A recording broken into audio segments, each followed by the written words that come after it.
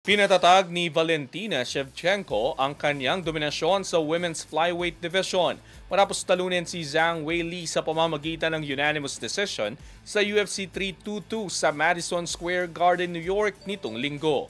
Ang ibang detalye alamin sa pag-abante ni Jonas Lavarias. Naisemento na ni Valentina Shevchenko ang kanyang pangalan sa Women's Flyweight Division matapos talunin si Zhang Weili via unanimous decision sa UFC 322 sa Madison Square Garden sa New York nitong linggo.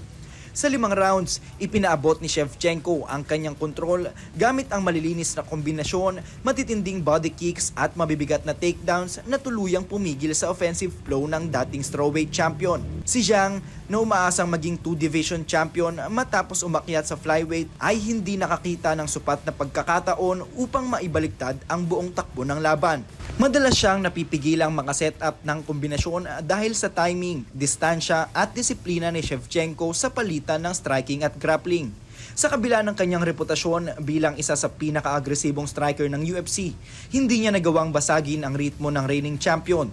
Sa panalong ito, mas lalo pang naitatag ni Shevchenko ang kanyang legasiya bilang isa sa pinakadominanteng babaeng manlalaban sa kasaysayan ng mixed martial arts.